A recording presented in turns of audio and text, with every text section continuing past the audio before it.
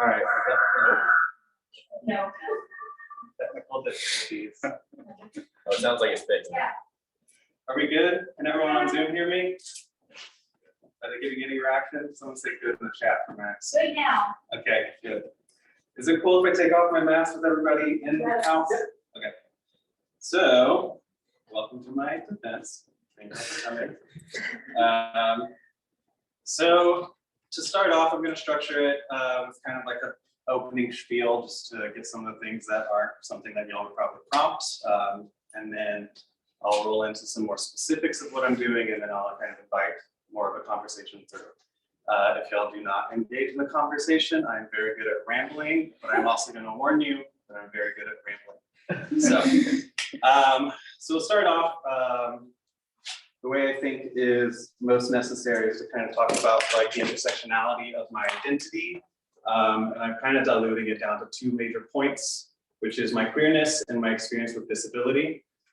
So growing up queer in a small town had like its own challenges, right? It does anywhere, but especially at a time when I don't think it was talked about as much, in a very conservative small town right in the middle of Texas.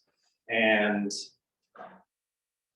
I, before I even understood my own queerness, was made very aware of the implications of my queerness and that my identity was different, that my mannerisms were different, maybe more flamboyant, and there were things that, like, even though I don't think I have any like super harsh memories within my own household, but everything outside of my household told me that I should still be trepidatious inside my own household, right? So it became a weird thing to tango with when I didn't have the language or understanding of what was actually happening. So, and that kind of went from like microaggressions to like straight on bullying, anything to those degrees. So I, at all times, kind of had to consider how I was masking my identity or how I was presenting myself, which has really changed at this point. I'm still concerned about it in specific environments, but it's much more of like a term of liberation, right? We'll talk about how I've gotten to that point. And then as I aged, I think 24 it hit, and I had chronic back pain. I'm not really sure still what all actually happened. Degenerative. Doctors are not that helpful in that area right now, but I know that for 2 years after it hit, I was essentially chair-bound. Every space I walked into, I was glued to a chair or a seat, or I couldn't be in the environment. Or like I remember there was one time fairly soon after I was really determined to go to a drag show with my roommate, and there was no seating, and I stood for like 2 hours. And on the way back home, I literally like had to lay her seat all the way down so that I could just lay on the way there. And at this point, I don't necessarily consider myself to be tangoing with the ability as I was then, at least not in the same way. I still do have to like constantly engage with the way I feel my pain and reconcile my day around that and schedule like rest as a very intentional thing. So at that time, I'm sure y'all can imagine being a 24-year-old out like bar hopping and, you know, able to be athletic and do all the things, and all of a sudden, all of that mobility and functionality stopped. And I, of course, hit like a bit of a depression immediately, just kind of like reframe how I perceived myself and like my worth to my community and my friends. And eventually the pain got to the point that I couldn't really go out anymore, or I just decided it was easier to be home. So I spent all of my time socially isolated. Even when I was in public, the way seats were arranged was socially isolating.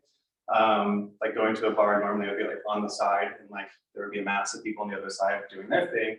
So at that point, I was like concede to Max has the. Is somebody trying to get anything? Okay. I don't think so. As I kind of conceded to the idea that I was isolated, I just fully isolate myself. That became easier. I also had the opportunity to lay down and lie down and sit down. And not that those were specifically comfortable, they were just the easiest modes of existing. So you'll see throughout the exhibition here that I have a pretty intimate relationship with chairs. I'll get further into that in a moment. But the really interesting thing that happened for me while I was having to reconcile my functionality and my place within my own life, society, my friend group, my art making practice, everything had to change the way I made art because I physically wasn't able to do what I used to do. And then it started off really begrudging, where I was like, I'm just as like useful as a chair. Like somebody can come to me to like reprieve from their life, but I'm not their main mode of operation anymore. I'm not the new normal that they're wanting to consider, or they're not considering my new normal. So as that time happened, and we'll get into it even further later, that I am somebody that thinks and thinks and thinks and thinks over and over again, I began to like stop seeing the delineations between me and the things in my own space. Like the chair was me, and it was no longer a begrudging relationship. The bed was me, you know. I was the mattress, I was the paper mache, I was the things I took out of my dog's mouth when she was a puppy. I was a jar that I put that in, and I just slowly began to think of myself as like less of functionless, because that is kind of like the dramatics I went to in the beginning, and more of like I have a way to reframe my own agency and the way I perceive my own autonomy. And so then I started thinking of the same thing with objects, where I'm like, these objects kind of stand in as people, right? Where like, especially most of my work is like found furniture. There are things that have been mastered before, they've been on the lathe, they've been like completely curated to be a specific aesthetic and function. And at a certain point, they're discarded. Most of the stuff is trash that I found or gifted to me, or somebody sent me a text that, hey, there's a chair or a couch on the side of the road of Teasley, go grab it, and I would. And that became really important to my process to kind of invite that community of like discarded things into my life. And then some of them were immediate relationships where I immediately had a way to navigate them, and some of them I've sat with for years, and I mean literal years. So some of the things on this wall are things that I had in my childhood home. Like that tile is something that my parents gave me. These couch cushions are from the very first couch that I can remember, at least. That was not very pretty, but made us run through our entire family. My cousin's in the audience, and she just made an eye, she knows.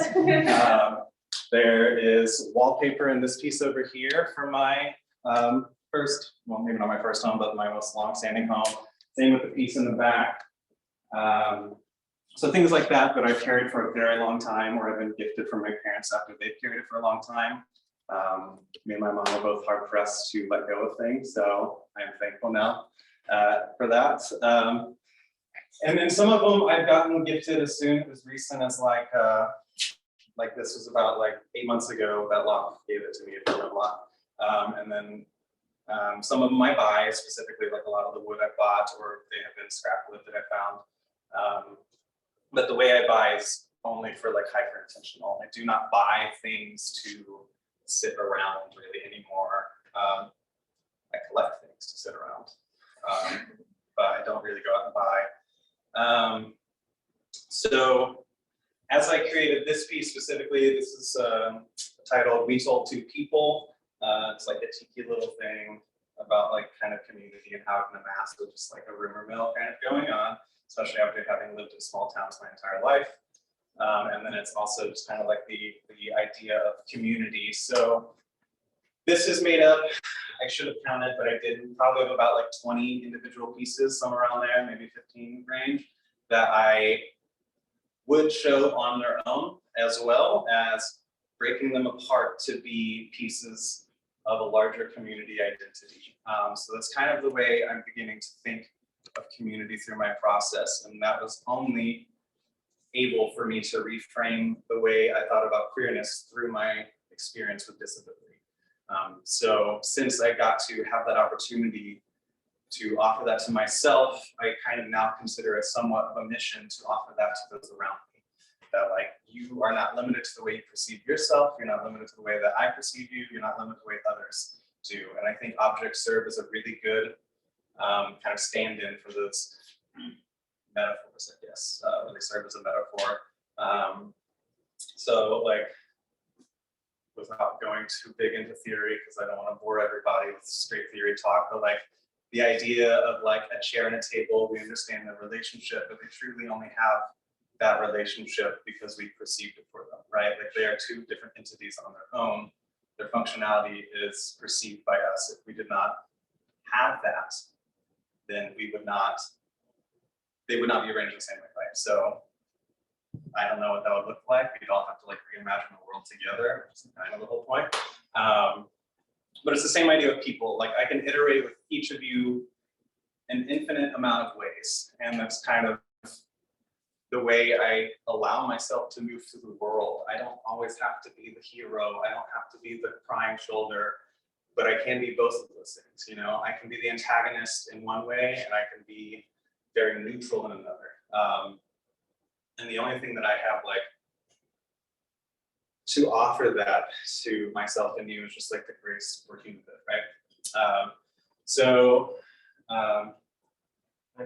Yeah, please. So the items that are kind of from your childhood household, whether it's this or whether it's the wallpaper or whatever, those seem to have a little kind of, I don't know if nostalgia is the right word, but they're coming from your past. You're just kind of holding on to them from your past. And then in most of the other items, it's about their transformation. It's about you reimagining these objects, like you had to reimagine your own self in that moment where you felt you were disabled and you had to kind of adjust. Right. So can you talk about like those two different, like, or maybe they're not different, but they seem a little different, you know, one that's holding on to something from your past and sort of marking it, like this is the wallpaper, this is the thing from my childhood past, and others that are just totally transformed. Yeah, I think in terms of the large, that the delineations get really blurred for me, but in terms of, while this is also something that I consider to be like everything's a stand-in for me, everything's a stand-in for you and you and you, I have to speak through my very specific lens. So if I'm going to talk about my experience as the conduit for how I'm envisioning a community, it only feels right to honor the things that brought me up, right? And so I think of like the domestic space, which is most of this reference here, right, as like a way to talk about like the binaries in which we perceive how a life should be lived, and like those things are coded into languages that are sometimes very forthcoming and sometimes very like nuanced, where we won't actually understand what's being told to us until like years later and a lot of therapy. And then some of them are like really direct. So like I'm really interested, especially like I speak from my lens, right, the domestic locale of like Southwestern, like kind of the now Southwestern objects that he was in home. So it feels important to do that all for myself too. And I think I have this whole rabbit hole that I do want to go down eventually, but it seems too big to do in this time.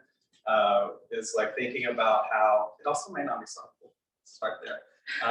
But thinking about how so many of the households that we grew up in, if anyone in this room is queer, like you probably understand that your house was not necessarily made to foster queerness, but somehow through all of that same kind of intake, whether it was like telepresence through like the media we ingested or the furniture our parents all had, the way that like, I think almost every household I went to in the 90s had their house look, or their kitchen looked like a bistro with like baked grapes everywhere. Things like that, right? Where it's like, how did things like that somehow push a whole community of people that grew up separately from their community into a like community? And I know there's a point that we seek it out, but like within the queer community, within queerness, I should say, there's so many different ways of perceiving queerness' role in your life. And when I say like queerness has offered me the ability to completely reframe my identity, it is not something that I even feel strictly bound to as an identity. Like I don't really find the terms of gender super like bounding or binding for me. I don't find terms of like hierarchy and authority super binding for me. Like I just, if we're treating each other like people, there should be no friction, right? And if there's friction, there's communication skills to be had in order to come there.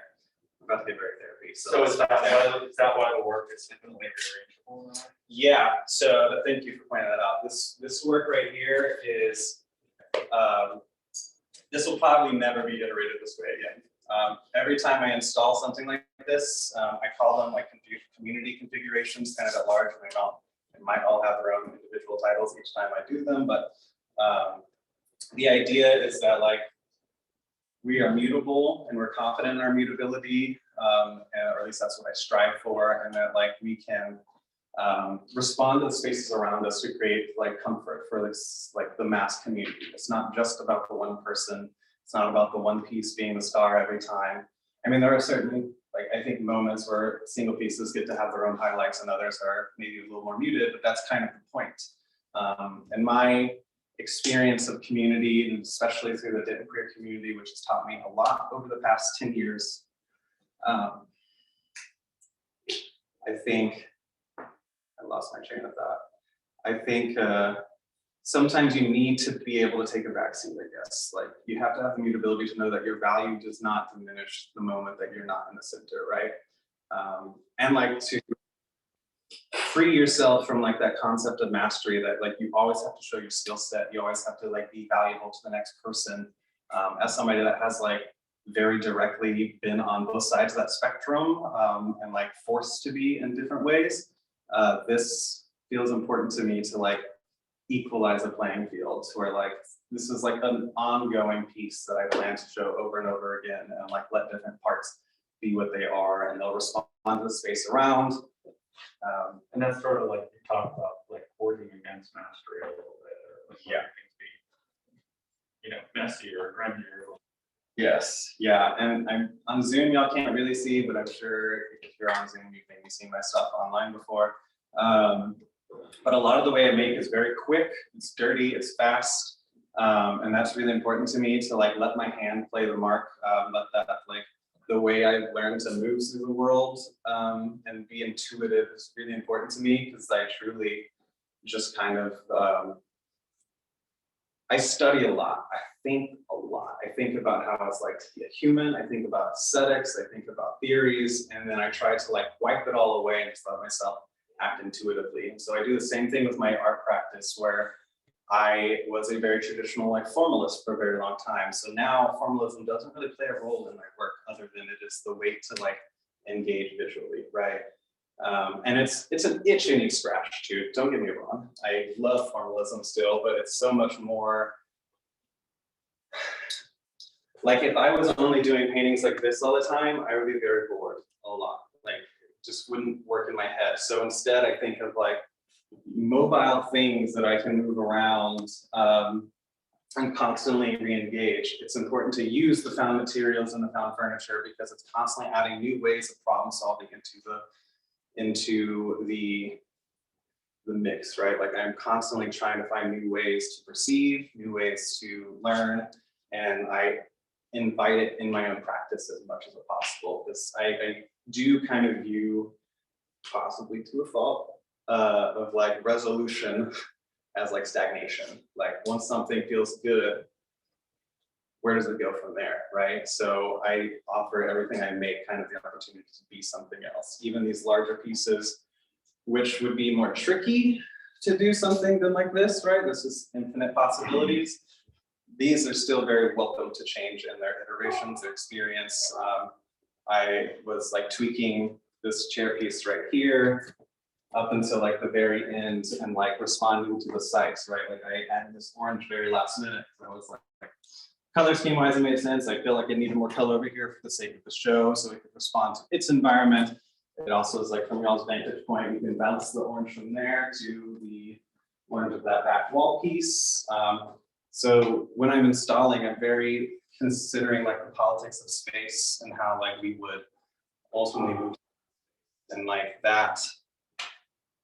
I think probably comes from just being like a little heady art type of person, right? But also it comes from like queerness where I'm like constantly having to reckon the positionality of the way I can navigate a space. And I never really wanted that, but it is something that I've had to learn to navigate. Should I get more into individual pieces? Well, maybe you talk about the fence pieces that you said about. Yeah. So the fence piece over here, which they can't really see, I'm gonna put the casters and turn it, but it's fine. So this piece here, actually, that's Yeah. a different thing.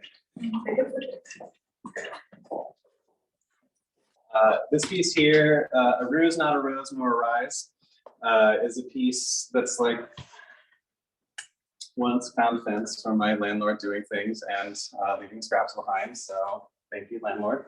And two,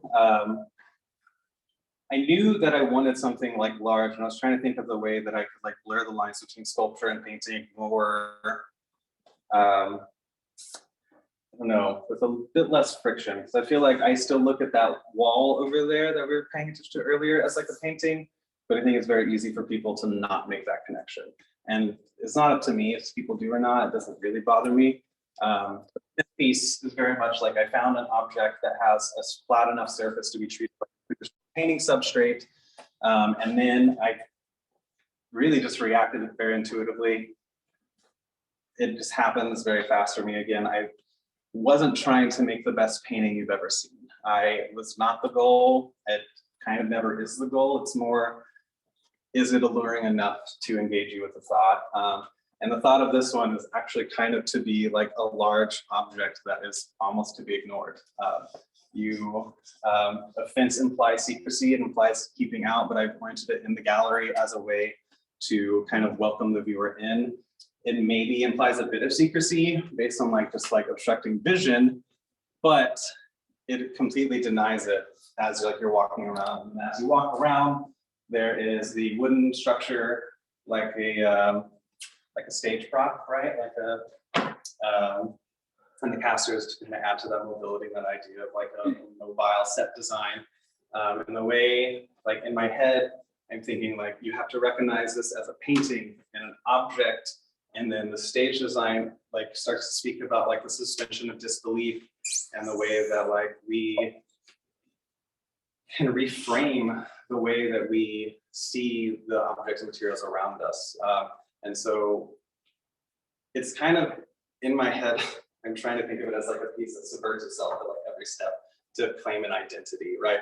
It's a painting, it's a fence, it's an object, it's a stage set, and it's not really doing any of those that well, in my opinion. I think like it is a piece in my mind that I try to make so unremarkable that it circles back around to remarkable. And like the only thing that truly grabs your attention is its size, right? Like I think if this was a smaller painting, I wouldn't pay much attention to it. So that's my own sensibilities. I don't know about y'all. I don't want to speak for y'all.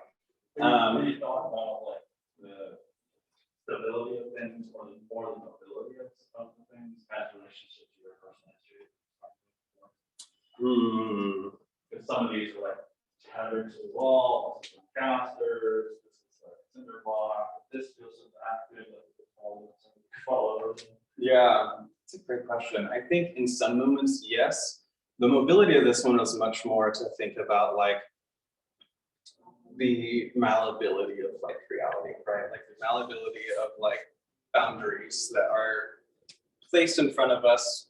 But again, like I said, I have a really porous relationship with the way I perceive like authoritative like figures in some way.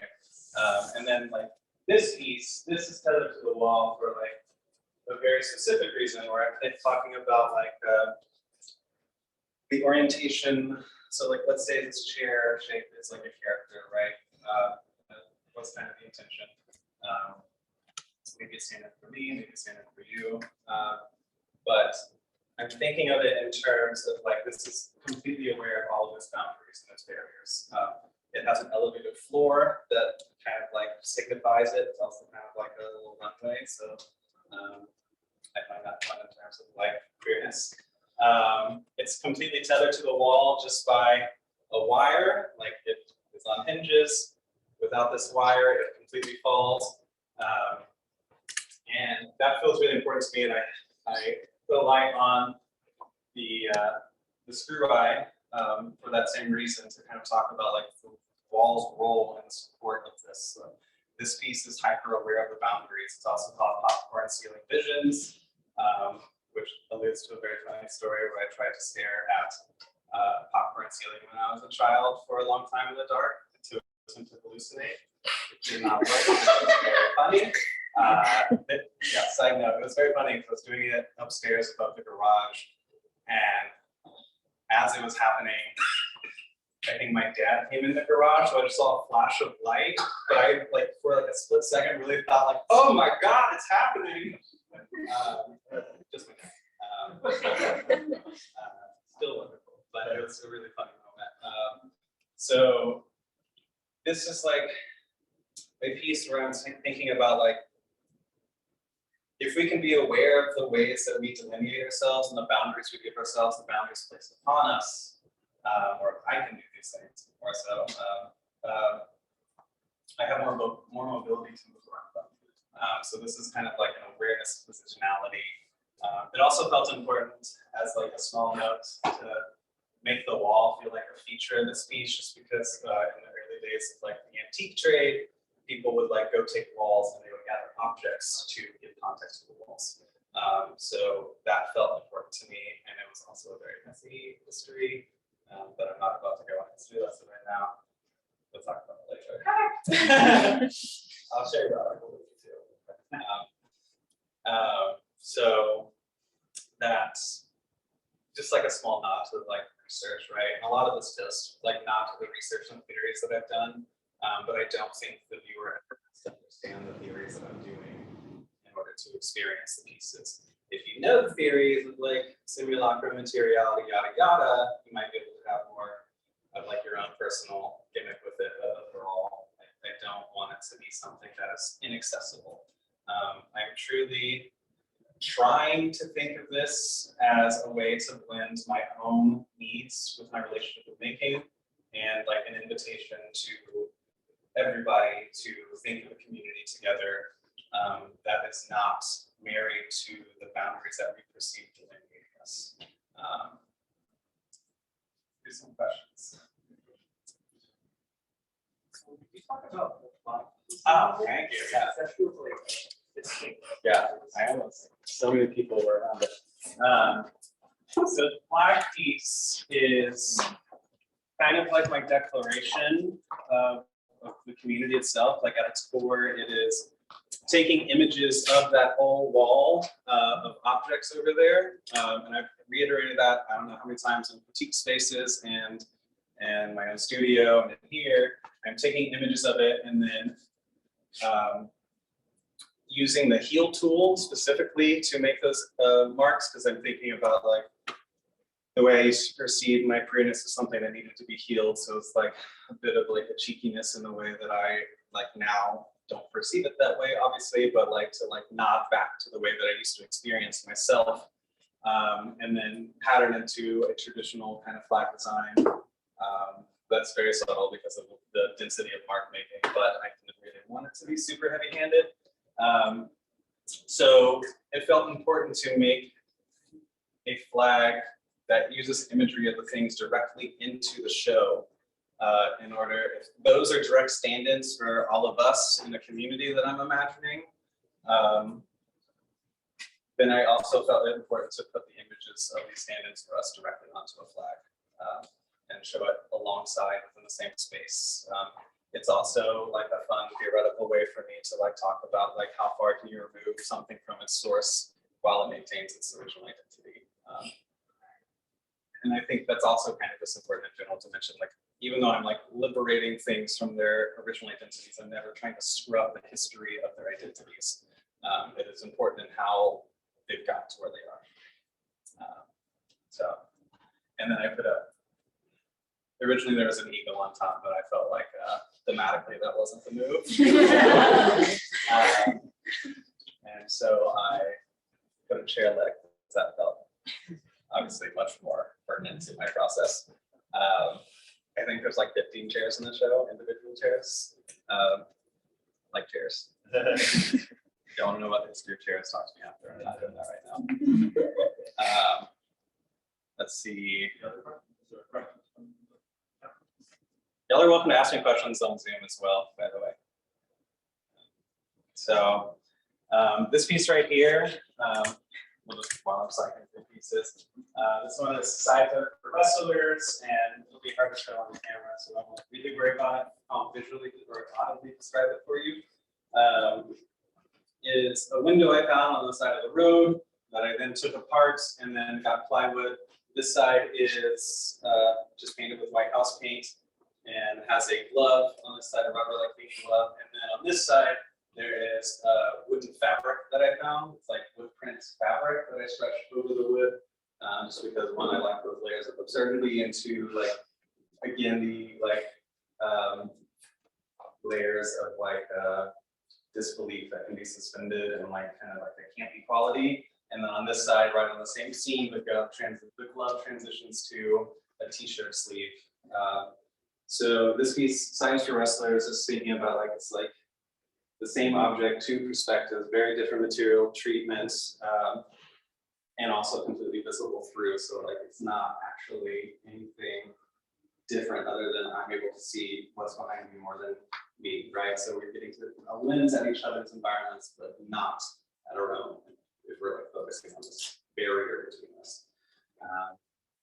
It's awesome. Can you talk a little bit about like the ways in which obviously you have a lot of sort of symbolic coding throughout the pieces, and you're thinking about all the nuances and how they might be flexible. You talk about that in relationship to playfulness and like randomness of your practice too, of like just tinkering with things. Yeah, let me see if I can word it into the top, but we're not to do that, but theoretically I can. So Like when does that happen? Does it change piece to piece? You know, where you kind of nail down this is how I'm thinking about like the faux aspects of some of these things, you know, the glove shifting into the t-shirt or whatever. yeah, I think it depends, right? So like this was a much more deliberate, like, I think you coined this term to me a long time ago, like oven work versus microwave work. Was that you? Oh, well, I don't know what it was. Sorry. If you're watching, thank you. I've used that term a lot. Talk to my students about it too. But like pieces like this feel a little bit more deliberate in the way they're doing that. So it's playful in the way that I get heady with it, but it's not as playful in the making process. Like this is quite a lot of labor went into this, a lot of back pain went into this. Moving it is an absolute nightmare. And then things like this, where some of them are a bit more serious, like this tile piece, right? It's really precise and deliberate. It has a specific narrative to it. We could go into it if I really want. And then that paired next to something that's a bit more like rough and tumble and fast and like intuitive feels like an important like kind of friction. Like not everything has to be rough and tumble. So I feel like I'm talking about freedom from the concept of mastery. I also like ways that making is allowed within my process. Because sometimes I do want to labor over something, and sometimes want to happen really fast. So when I am making the humor of things and the way I perceive that somebody might experience something, which I do think about a lot, and usually it comes through like ways that make me laugh, or it comes through like curiosities of like, how much space does this take up if like it's just a string holding a piece of receipt paper there? Like, does it take up more space now? Do you feel like you have to be further from it because it's such a delicate kind of like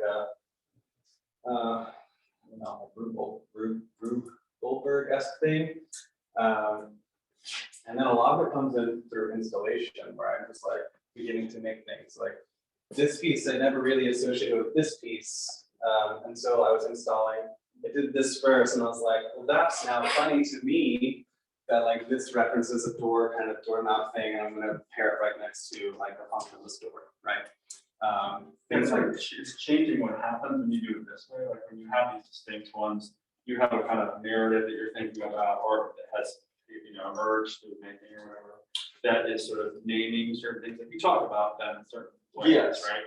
But then when you put things together, there's these distinct stories that are now talking to each other, and sometimes it's random, and sometimes it's like very specific. Yeah, absolutely. And that's sort of interesting with this one. It's a little bit different. Yeah, that's like a very specific moment in that whole thing. Right, that's very particular, but that's sitting next to this, which feels a little more casual. Yeah, And I think like that just goes with the way that I move through my own thoughts. Like everything, one of these pieces are broken apart to be a part of, but also most of these pieces have gone through, I don't even know how many iterations, like they've been recycled over and over again into new things. Again, stagnation feels like a bit of death to me. So I offer the same kind of like metaphorical deaths and rebirths to the things that I create as I would give to myself. So in terms of like, I need the fastness of some things. I need arbitrary marks. I need to like rely on my hand. I need to rely on like scratching that itch of formalism sometimes. And then sometimes I have like really specific like narratives of like my childhood experience in the bathroom, and like this chair piece, which Matthew's alluding to, is like hanky code in Greenis, green. The green handkerchief on the right side means looking for a sugar daddy. So if anybody wants to give you money, send me the signal. Let's see. And then there's like some that like this piece right here, like my rules change from piece to piece really. Like this has like a bit of, it's like so much history that I grew up on this. I have had it as an adult and like used it functionally as a couch for a long time. And it feels really important to me to still maintain some of its object like identity as like kind of honoring where I've come from. It essentially in my head also like encompasses everything that I am saying, just because I have like directly lived and experienced all of these things on this couch, right? And then I do like these cheeky little things where I'm like just reorienting things, right? Where okay, y'all have a relationship with a couch cushion. Maybe you don't want the inside of couch cushion, so there's layer one, and then stacking them on top of each other and like pinning them to a wall, kind of confining them, changing the orientation, changing the way you perceive the comfort of the couch. Feels important to me. Same thing with like this print of a mattress. So I found a digital print of a mattress, I printed it in strips, sewed it together, put batting in it, made a duvet. So I'm thinking about like the layers of like a mattress print that you would lay on, that then you would then lay on top of you as a duvet, and then hanging it as a tapestry. So those aren't really things that I'm expecting my viewer to like go through the process with. Some people do, some people don't. But these are things that keep me engaged. If I like occasionally need like a really just like kind of dumb heady piece that's like, I wouldn't say dumb really, but like I'm making myself laugh. There's something absurd. Yes. Going through that process.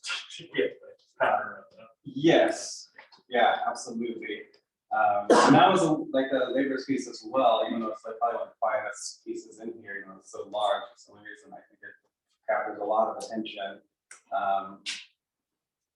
Trying to think what else. What was the other question? Okay. I have a question. Yeah. So you refer to all of these pieces as almost stand-ins for people. Mhm. And so we have this group over here, and then it almost appears as outsiders. Mhm. And when I think about a flag, it's creating a sense of us, which also creates a sense of them. Mhm. So I'm interested in like your decisions in terms of positioning to create that, not necessarily conflict, but there's a division between a group that's very much together and then people watching from the outside. Yes. So again, I think it's important to circle back to like the delineations between me, you, and my thoughts all are very blurred. So these are one direct stand-ins for my own thought process, direct stand-ins for you, direct stand-ins for me.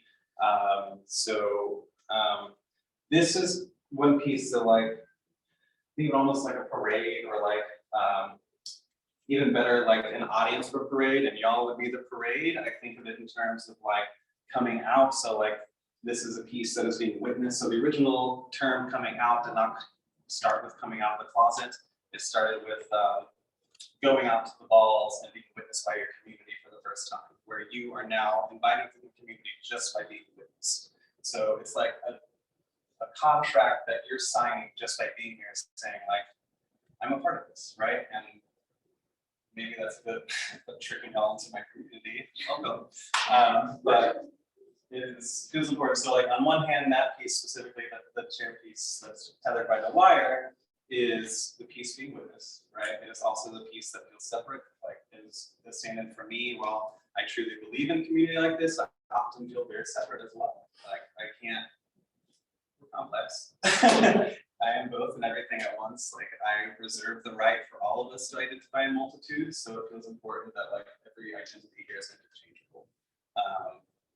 So that felt important. Also, just in terms of aesthetics, it felt really important to, if this is going to be really dense, then that area needs to be a little more sparse. And like, again, playing with like the politics of space and how they might be used. I don't want things to be overwhelmed. I want them to have their space and exist. When you talk about being sure about in like a bar or whatever, like you're off the corner, Right. Elsewhere. Yeah. They're there, but not there. Yes, and a lot of this is doing the same thing. So the flag is probably the one thing I don't really personify in here. It's probably the only thing that I consider like a declarative object, and that's kind of where it stops. And then everything else kind of can come between objects, object, person, think of another word, say norms. All of it, painting, sculpture, Yeah. industrial object, trash, hot trash. And I guess I also want to roll in that, just like I make things very purposely to be kind of unattractive sometimes. I think I try to be attractive in the way I install, but like the crude craftsmanship is like very intentional in a lot of ways, not just from my own hand, but also in the way that like I'm trying to create some type of friction between you and me, but between the objects and the viewer. It is also an invitation. It's also like a direct reflection of the way that like as a queer person, I've had to constantly watch people engage with how, or like decide how they will engage with me as a queer person. Will they credit me? Will they attack me? Will they, no, I'm sorry. That was perfect for attack. Will they embrace it, you know, or like celebrate it? Will it be neutral? Like I am constantly like in a new space, realizing that people have to reconcile a lot of times. I think in this environment, it's not quite as much of a big deal. I think there's like small moments of it, but like we still live in Texas. Less than a year ago, I had people like follow me home and like threaten to murder me. So, and like that was like straight from an event that I felt very safe and comfortable. So like these things happen simultaneously. They happen right outside your doors, and like that friction feels important to honor as well. I have a question from Danielle.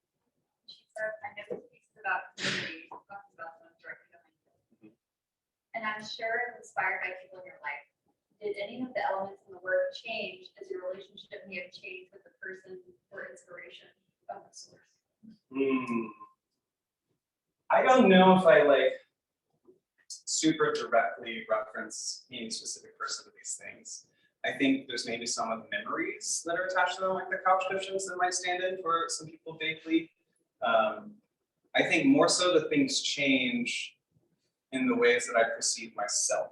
I mean, ultimately, the way I think is a way to reframe the way that I even acknowledge my own being, to like constantly allow myself to expand and contract and everything. And that is also a direct reflection of the people in my lives. Like, I think each one of you in here I've had a small conversation with that's probably impacting some ways. Some y'all probably didn't even mean to be as profound as it felt to me, or like just change things, but they do happen. Like my first studio visit with Nicole, you said one thing, and I was like, I think that means more than my life, or more than my practice. Like it's applicable so much further, and like ultimately it did change my practice because it changed my personhood. So like, while things aren't directly related to people, people's influence directly relates to how these iterate. Anything else? I have a separate question. Okay. So in the act of like accumulating all of these things, you mentioned all that in and of itself was an act of community. Where like we would go out or people would tell you where things were and like the act gathered with the community task. Were you to be in a spot where you didn't have that kind of community, how would that affect your gathering? Would you be in the same way? Well, I think one would start off like much more silent. It's my own experience of gathering, but I also think of community as part of my art practice. Like, I think no matter where I go, one of my first steps would be to try to define a community and like define my needs and the things that I'm interested in, so that not telling people what to do for me, but just kind of inviting, like, you have the power to influence me directly, and I like directly invite it even. I think it's also important to think about, like, again, not gonna go too heavy on like emergence theory, but like so much of this is based on chance that, like, the same way a conversation might change my perspective, you telling me where to find a specific chair, I'm gonna go grab that chair, I'm gonna study it, I am going to then, of course, change the way I approach aesthetics because I'm learning new ways to perceive mark making, just through like taking apart a chair or a couch, whatever, and then that'll influence the next thing I make, or when I reiterate another piece. So like it's all about the way I notice things and then in turn ask the audience to notice, right? And that is directly influenced by the audience. Question for Erica. Uh-huh. So I love seeing these familiar works transformed by their relationship next to each other. Did you alter any of the pieces you installed, or was it important to preserve their original form? Yes and no. So I mean, it's important to say I like didn't directly alter like any like permanence while I was installing. Like there was no like cutting like I would do in my studio, like with a jigsaw and whatever. But there are pieces that were like very much invited to like break apart. So like this piece right here is the direct other side of that piece right there. This, trying to play with the camera here. This piece has been broken apart into, I think it's one of its sides is over here and the other one is below the couch cushions. And while that's probably potentially my favorite like individual piece as far as these works go, like it's not more important than like the larger identity, right? So like that, yeah, I guess I alter just in the way that installations allow mobility and flexibility, but nothing is really particularly like permanently changed just for the sake of the show. I would invite it maybe, but didn't seem necessary this time. A lot of your work references domestic spaces, and ornamentation is such an important part of the characteristic of a domestic space. If you're talking about the bistro kitchens, Yeah. I was wondering what the role of decoration and ornamentation is. So I think as far as this iteration goes, it didn't play a huge factor. I do have older pieces that directly reference that I think I used some of my mom's old like bistro grapes in a piece. It's on the table because it is very much considered, and especially like while I was like chair bound and couch bound and house bound for a while, I like truly started to see like I'm the dog bone, I am this, I am the jar on the table, I'm an empty cup, I'm the sink full of dirty dishes that I can't wash, I am a reflection of everything, like I'm the molding on the floor. So the ornamentation also feels really important, and especially if you walk into my house, you'll see I have a lot of tchotchkes ornamenting my entire house because I like objects. Are you laughing at me?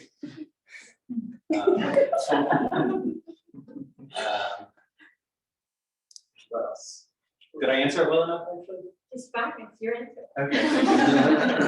So I'm curious about this orange piece in the back. We talked about how, or you've spoken about how these are kind of in communicating with each other, or they're on display or on parade. But in terms of this piece, I feel like it's only in direct communication with the flag, which you said was not personified. So I'm curious about the placement of that, or what role that piece has in the community. Yeah, so this piece admittedly is maybe less considered in terms of the whole show, just because I wanted aesthetically really like that piece on its own. I wanted the opportunity to show it. Not every piece that I love made it into the show, but that was kind of a perfect little area that didn't block a fire exit and working within the bounds we've got. And it's really just kind of like a collage of like domestic references, like that's wallpaper from my childhood home. There's a broom that I've had for a while. There's like miniature brick set. There's like paper towel holder at the bottom that I made. So that one's more of like just a collage, and then aesthetically, I thought it would be really strange to have like a parade of things and then to like right here have like one piece that was like separate but within the same like bounds of the room itself. So like while there's still a bit of tension there in that, like it just felt better to like let it recede from the actual like interior kind of boundaries of this room. And then just aesthetically, I was considering how it had aligned, like it has a direct vertical relationship with the vertical flag and the side of the window piece. It has a direct relationship with the horns on the side of that chair. So that one was more installed in a way just to kind of consider the flow of the show than like the concepts. Well, it also invites you to go back there and look at it. Yep. So there is an invitation. Yeah, I mean, it's changing the way the space is used. And I think that's also maybe just a part of the way I approach my life. I think like Sarah Med talks about like queerness in terms of orientation and like queering a space and using things in a way that was not intended for their original functionality is like a way that we kind of queer our lives with objects every day. And I think everybody does this. It's not just a queer concept. It's just like we use things outside of the way they're intended. We use spaces outside of the way they're intended. And then that's kind of, I don't know, it becomes really natural for me at this point. So I just naturally see things with opportunity rather than like boundaries. Nathan, did you guys do anything? I was just gonna say, we were talking about a second ago, like orientation. Mhm. And I thought it was interesting the way that on the top of the flag, you mentioned that there was a component of an eagle, and you had like a choice to like use that one or replace it. I thought that was an interesting. Yeah, I mean, I can talk about that decision. That was a very deliberate decision. So the eagle on top of the flag originally, I felt like added a friction, like in the context of my show, it to me felt like it was like direct commentary and like othering, almost like what's the word I'm looking for? Like it felt like it was poking fun of America. And while I have lots of things to critique about the systems that be, I don't think you build a community by antagonizing another. So it felt really important to switch out that. And also felt important to think of like the furniture as like ornamentation to some degree, you know, like I can take pieces of this and they can be just iconographic as an eagle on top. So. Well, of course, your national flag, that's generally. Absolutely. Don't want to live in my country. I don't know what politics will be, but you can do whatever you want. Yeah, Shara Stan, so she said. Any other questions for Josh before we wrap up? I always think about the thing you were talking about earlier, like that we've agreed that a chair kind of serves the function that it does, and we've agreed about a table kind of like having this relationship with it. And this kind of interior space that's happening so much in your work. How important is it that like we know the origin of these objects and kind of their relationship, or are you really trying to abstract the kind of like conception that we have of these things? I mean, I think I need the use of labeling, so you have like at least a vague idea of certain things. So like certain things are left unaltered to a way that you can recognize like your relationship with it, and then you also have to immediately reconsider and like kind of queer your relationship with that object because it was no longer usable in a way that you would have passed. Can you read the question again? I'm sorry. Yeah, I've been trying to think about how to ask it this whole time. Right, like, because there's a certain amount of abstraction and like wholesale retention of some of the objects, and there's sort of this plagues relationship between those two experiences that's happening.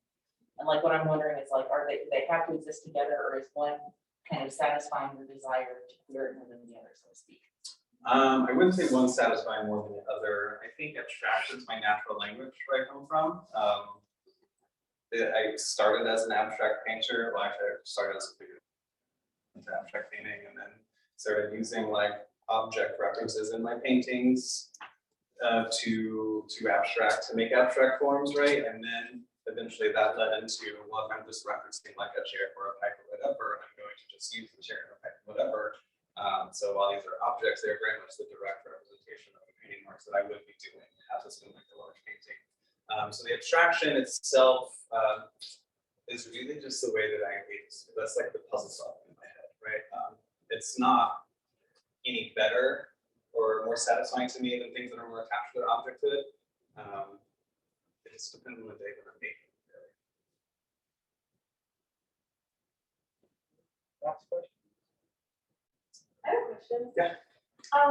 So we talk about some of these elements being from your childhood, and I just wonder how you feel when you have to like tear the lumber off the wall, or like, you know, just like cut up the couch, like how do you feel in that act of like making your art? Because like, you know, for some people doing that would make them feel like sad, or like they're damaging or like hurting like what's being preserved. So what is your idea of that in terms of your art installation? I think it depends. Like the couch one, it hit its lifespan. It was no longer usable. It had been through my whole family for like 20 years. I don't even want to know what's accumulated on there, so I just took off the covers and I kept that for them because I thought it was interesting. But at this point, I'm not sure, at least now, Josh will not be cutting those cushions because they do have a certain like nostalgic attachment to those things. The wallpaper, I never had to take off the wall because my parents just had like extra wallpaper, you know, that they had just in case they had to repair anything, I guess, question mark. Mom, why'd you keep it? And then, I don't know, like, I can't really define where my attachment lies, because sometimes I'm very just like willy-nilly detached from everything, and then sometimes my emotions just like really take over and I can't do anything more, or I need to like research and study why I would do something more before I even allow myself to play more. So that while everything is super playful in the way they approach, and some materials are very like heavy with nostalgic content, some are very fresh and easy for me to emotionally manipulate. There's a certain seriousness in terms of my process is like very heavy in research and thinking, and like it took me like a year to like convince myself to do a digital printed image of the show, because I needed to understand like the type of references I was making before I allowed myself to pull that in. Even though it would have made a difference, I would not know if I had everything put that in there. So, but for me, in the way that I approach making it was really cool. So I noticed that some elements are left there while others are painted. And I was wondering, what role does color play in relation to the concept of community? Yes, it does, to a certain degree, maybe not quite as directly. I think there are, when you see, this is like this wall specifically is like, I don't know how many pieces over and how long. Some of these are from my first year in grad school. Some I made as recent as like 3 months ago. So throughout my time in grad school, I challenged myself in like these little ways of like, I got here and I was like, you know what? No paint whatsoever. I don't want to use it. And then I got to the next point where I was like, no colors, no color, just raw wood, plywood. As you can tell, probably is one of my most used things. It was the most accessible and I could do a lot with it. I started to think like, okay, I'm only going to make very specific object references for a while. And then it was only about like the abstracted language. And then it was only about like pairing certain ones together. And then it wasn't until I think like 6 months ago where I like allowed myself to put all the tools that I kind of learned through those challenges I gave myself into the same community. And so the colors, it was really natural. Like I used to be like a color formalist. Like I was obsessed with color theory, read a lot about it, played a lot with this. And at this point, it's really a mode for me to keep making. And I also generally try to keep it in like these kind of elementary kind of like color schemes, so that, I don't know, it's like a direct reflection of like the basics to me. Like this feels like a fundamental thing in my head that I've had to learn, but it feels like it should be fundamental. And I think I have learned through a mass community like this in little pieces, bits and pieces. But I don't know. Yeah. Does that answer it? Okay. Thank you. So we are going to stop there, but if you have more questions, Josh will be happy to hang out. Talk to you. Yes, I'll be here. Thank you very much.